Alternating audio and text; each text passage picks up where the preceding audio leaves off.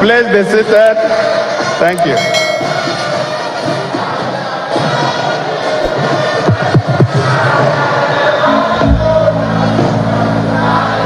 Your Excellency, the President and Commander-in-Chief of the Armed Forces of the Federal Republic of Nigeria, distinguished Senator Bola Ahmed Tinubu, GCFR, here ably represented by the former governor of Abia State, former senator and Minister of Works, distinguished Senator Omahe David Mweze, CON. The Deputy Speaker, Federal House of Representatives, Right Honorable Benjamin Okezie Carlo, CFR. Speaker, Abia State House of Assembly, Right Honorable Emmanuel Ihuoma Emerowa. Let me use you to reach out to every other person here this evening. For want of time, I would like to lean on the well-established protocol. Distinguished ladies and gentlemen, I've titled my speech, Rebuilding Destiny. Aba Enyimba City has in the last 100 years evolved from a mere physical address to a symbol of resilient spirit and the entrepreneurial energy of our people. Aba's story, its triumphs and setbacks mirror what has become the defining character of this great community over the last century. The warriors, pathfinders, and go-getters who live here have seen the full spectrum of human emotions. Joy, indifference, and despair are no strangers here. However, what sets the residents of this city apart is the wisdom to successfully navigate the events of each day without losing enthusiasm. The philosophy that everything has its season has strengthened our people with the grit and stamina to remain steadfast in their love for Enyimba City. We have seen Aba on his knees, and now we are seeing it rise like the mythical phoenix. Today's event, beyond the joy of new rose, is the celebration of the resilient spirit of the city. On this note, distinguished ladies and gentlemen, it is my singular honor to joyfully welcome to the Enyimba City and to Abia, God's own state, the President and Commander-in-Chief of the Armed Forces of the Federal Republic of Nigeria, His Excellency Senator Bola Ahmed Tinubu, GCFR. I would like to specially thank Mr. President for the honor of his presence at this epoch-making event. I'm glad that our dear state is playing host to the leader of our great country on a day like this, when we gather in celebration as one people, sharing a common destiny. Mr. President, permit me to announce that what we are witnessing today is a revival of the energy and buoyancy that once made Aba the favored destination for millions of destiny seekers. Our overarching agenda today is to announce to the world that this city once in ruins, is now back and ready to roar again. I would like to thank the federal government for its extensive support in the restoration of Aba's advantage as a commercial and industrial city, especially with the ongoing reconstruction and rehabilitation of long-abandoned federal highways passing through and leading into the city. It is to the eternal credit of the present federal administration that Aba now welcomes hundreds of thousands of customers from each week from Port Harcourt and other parts of Rivers State, following the reconstruction of parts of the Aba-Port Harcourt Expressway from Aloji. Businesses in Aba are also experiencing a surge in patronage from our brothers and sisters in Ekore Beni, Uyo, Calabar, and other parts of Akwa Ibom and Cross River states, who now access the city with little hassle following the rehabilitation of the Aba-Ekore Beni Federal Highway. The miracle of Aba's restoration points us to the gains of collaboration among different levels of government and reminds us that the post-election politics need not be an obstruction to governance. Permit me, Mr. President, to specially appreciate the Honorable Minister of Works, who himself is representing you here today, for the committed efforts of the ministry to improve the state of federal highways across the country in accordance with your development vision. May I also appreciate you, Mr. President, for your interest in matters of importance to the social and economic development of Abia.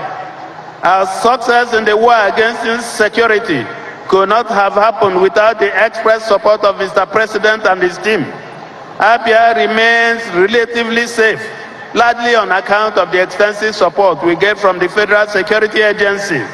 Our partnership with Abuja has contributed in part to the new season of joy and warmth in Enyimba City, and it is only fitting that the President is here in our midst to celebrate Aba's renaissance on this special day. Permit me, Mr. President, to also thank you for the opportunity you have graciously offered our sons and daughters to serve in important positions in federal ministries, departments, and agencies. Earlier on today, we had the Honorable Minister of State in charge of labor, employment, and productivity join us here from Abuja. She is a daughter of this state whom we are very proud of. We thank the President for her appointment and several other appointments like this. I'm hopeful that Abia will continue to enjoy the goodwill and support of the federal government as we work to address the socio-economic challenges facing our people. I will also have to acknowledge that the President's reforms and economic repositioning agenda, as tough as it has been on many of us, have also freed up resources for development initiatives and programs in the states. We are impressed with the improvements we are already seeing on major economic indicators. But again, it is also has to be acknowledged that the road ahead is still a long one. If, however, we stay the course faithfully, I believe we shall all smile in due time.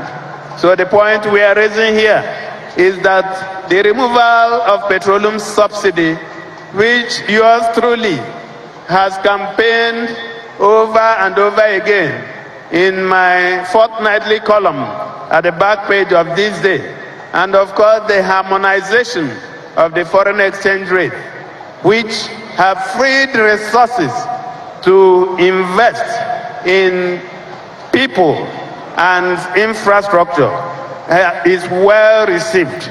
And we believe that the economy is turning around, interest rates are going down, inflation rate is going down, and even the exchange rates are heading south.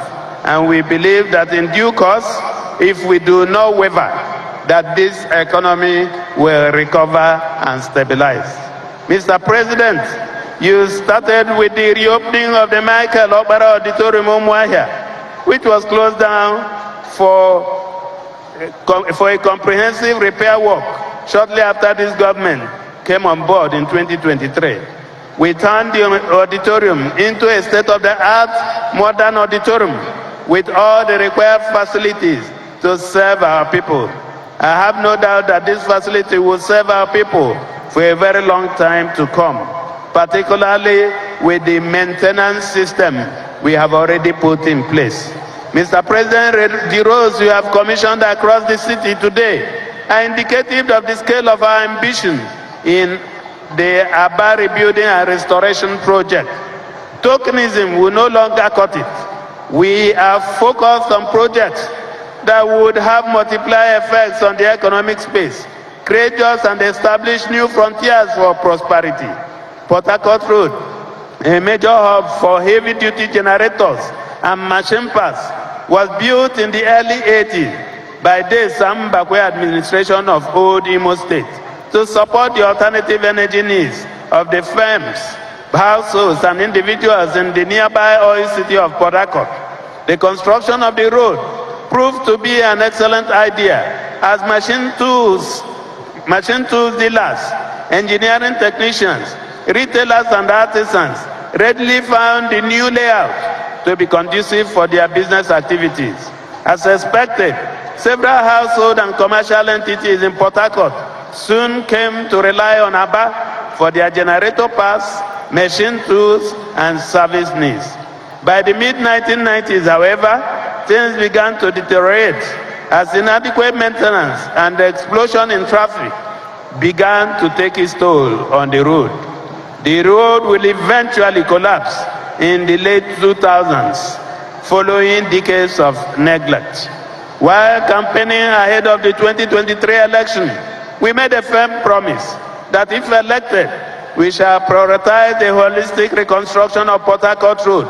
We went a step further to promise that we shall invite bids from the most reputable names in the industry to lead the reconstruction effort. In October 2023, we flagged off the project and announced Julius Beja as the contractor. I'm glad that the construction giant did not only acquit themselves creditably as expected, they also delivered ahead of the agreed timeline. Today, 2 years after, we have the President and Commander-in-Chief and other leaders joining us to celebrate the fulfillment of a central campaign promise. Our joy is boundless, and for millions of people who live in this city, this day shall remain evergreen in our memory. Port Harcourt Road, which at a point mirrored Aba's regrettable decline, has now returned triumphantly to its place in destiny. I would like to heartily thank the Honorable Commissioner for Works in the State, Engineer Don Otumchere-Otti, and his team for steadfast supervision and rigorous quality control measures. Your Excellency, the 7 other road projects you equally commissioned and formally opened for public use are Hanku Road, Ndoki Road, Ajiwe Road, Umuatako Road, Gabriel Nwosu Road, Nkoro Road, and People's Road are also of great economic and social importance to the rhythm of Aba, supporting the livelihood of hundreds of thousands of families within the larger Aba metropolitan corridor and beyond. It is projected that the economic impact of these roads could see the value of Aba's gross domestic product rise significantly in the medium to long term. I have no doubt that over the next 12 months, the volume of trade between Aba and other business capitals in the country will double, and we shall see more containers departing the shores of Nigeria with made in Aba products. This city, as the President is aware, is big on fabrics and clothing, shoes, bags, and other leather products. It is also a firm grip on the regional market for plastics, metal fabrication, semi-processed agro-commodities, and more. To support the entrepreneurial ingenuity of our people, we set up an export growth lab in July this year to boost the appeal of our products in foreign markets. My pledge is that we shall continue to deploy the entire machinery of government to support the business of our people, providing every support needed to make our products competitive. The roads commissioned today and scores of others completed before now shall provide the critical leverage to those seeking to build or expand their enterprise dreams. As you may have read, Mr. President, Abawi which hitherto had a reputation of filth, has emerged as one of the cleanest urban destinations in Nigeria.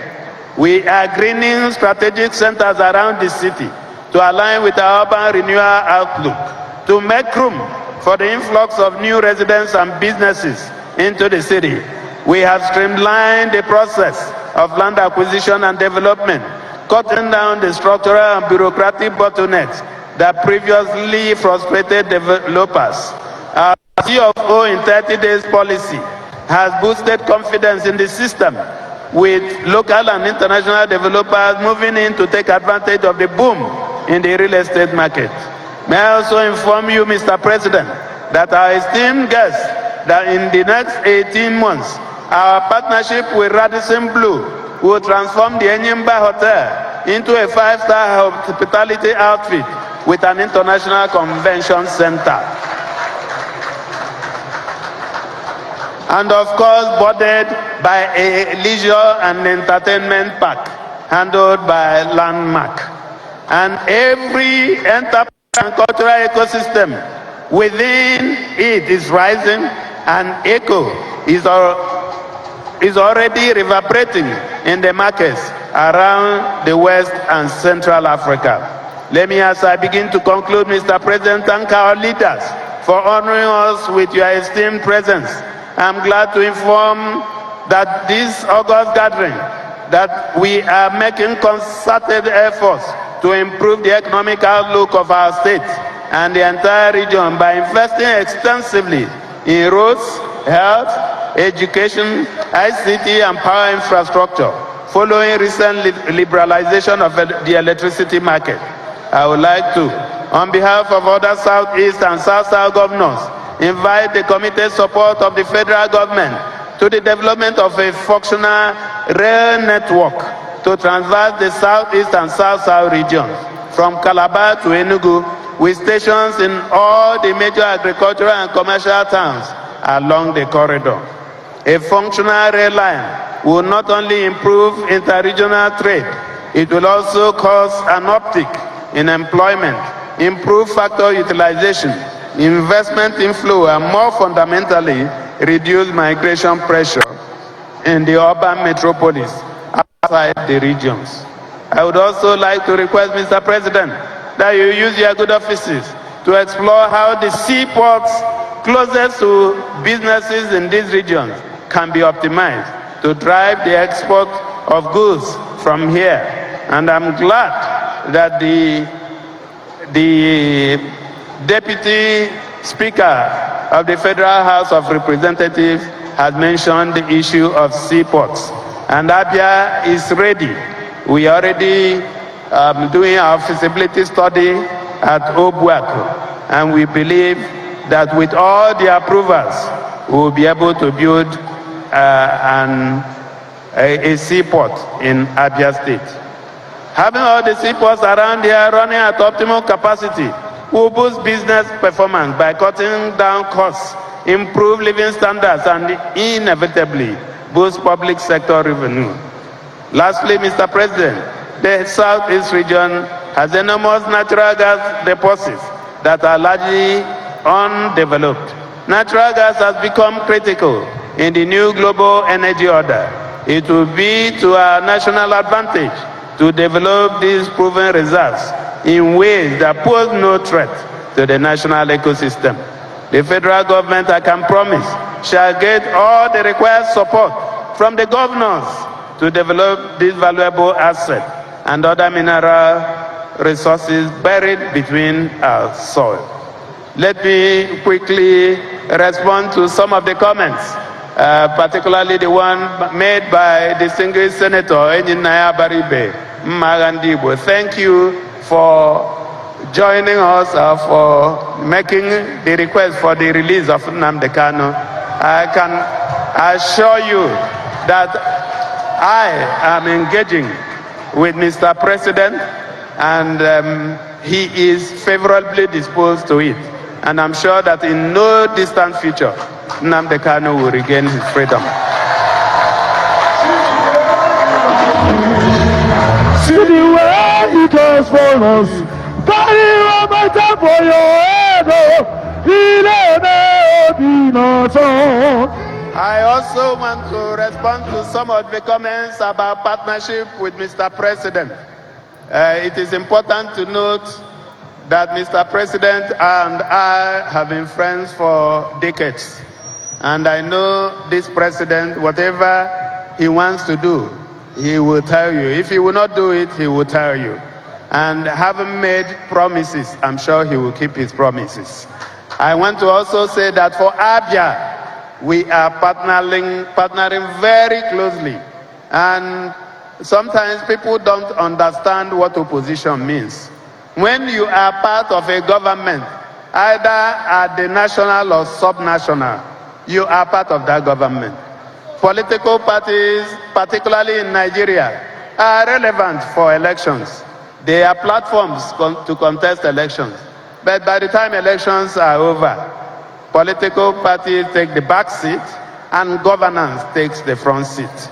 So it does not pay for anyone to put himself in a position where he will constitute an opposition, because you can't be opposing yourself. Every discussion about the economy happens at the National Economic Council, where every governor is represented. Whatever I don't agree, I say it on the floor.